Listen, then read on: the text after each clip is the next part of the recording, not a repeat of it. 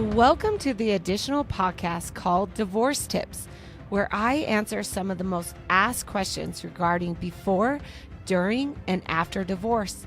These are 10-minute golden nugget episodes to give you as much information as possible from a divorce expert.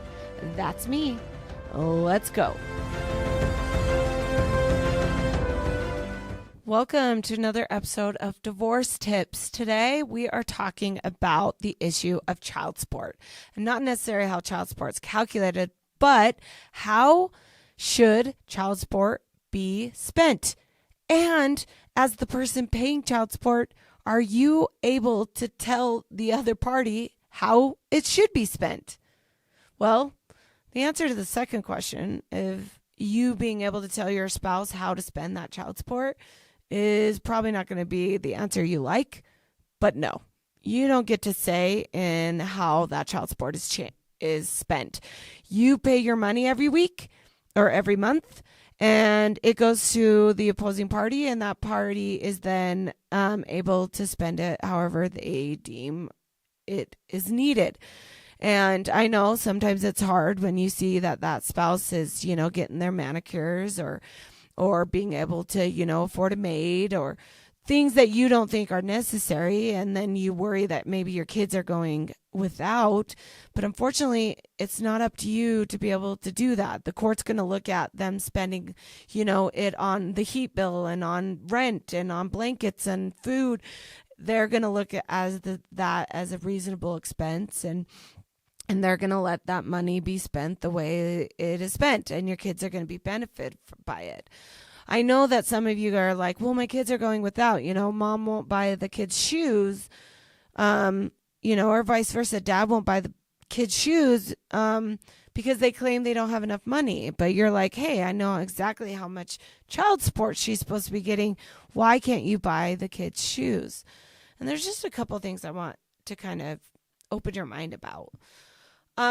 First of all, child support's going to go to the lower income spouse, always. So they're always going to be making less money than you.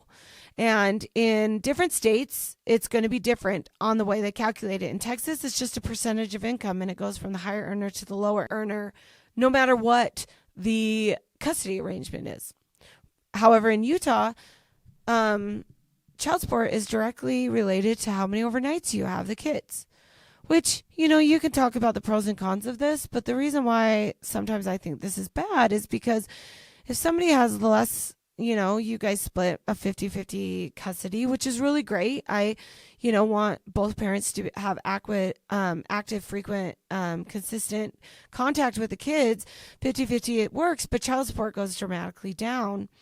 And that person that, that lower earner isn't going to make any more money just because the kids aren't in their care. So in Utah, it could put a hardship on the lower earner to be able to support themselves and the kids based on the fact that they're getting less money, even if you are sharing 50-50 custody. Because as much as you want to say, well, you're sharing 50-50, so the expenses are split in half, that's not necessarily true, because you need to make sure that your kids have beds and blankets in both homes. So each of you are going to be spending that, and their clothes, each of you are going to be buying clothes. So the expenses don't necessarily get cut in half, and you still have to buy food, and you still have to pay that rent for the entire month.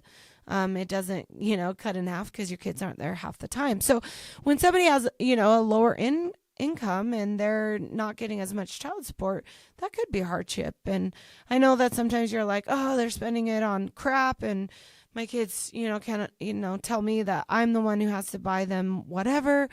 That's okay. You have to remember that if you're in this situation and are blessed that you're making a lot more money than the other spouse, then you should, sit back and be grateful for that. And if it means that you have to buy your kids shoes once in a while, because the other spouse can't, maybe take it as an honor versus something that just ticks you off because you're giving mom child support and she's not going to buy them shoes. You want to kind of look at it, change your perspective, and it could literally change the trajectory of your emotions toward that subject.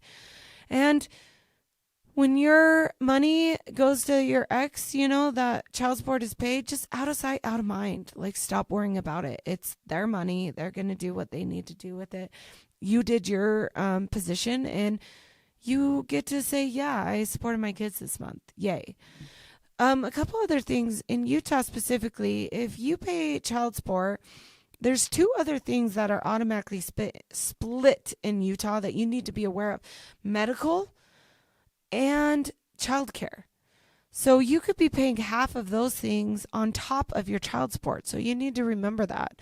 In states like California, it's all included in the child support calculation. So you pay one number per month and that's it. So it's very, very dependent on your state. So just be aware of that. Utah tends to be a lower child support state, meaning you'll get lower child support here, but it's usually because it's not accounting for the medical and the daycare that is sometimes going to be counted for in other states. So you just want to be aware of that as well.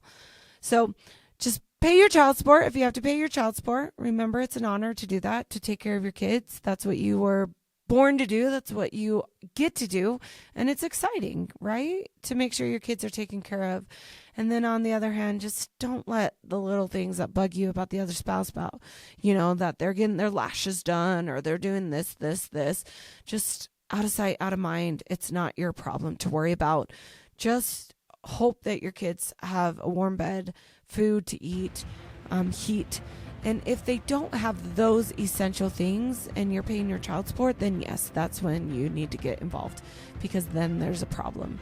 Other than that, it's not something you have to worry about. Thanks. Tune in next week. Thank you for listening to this episode. If you enjoyed, please subscribe, follow, and share. I'd love to hear your questions and feedback.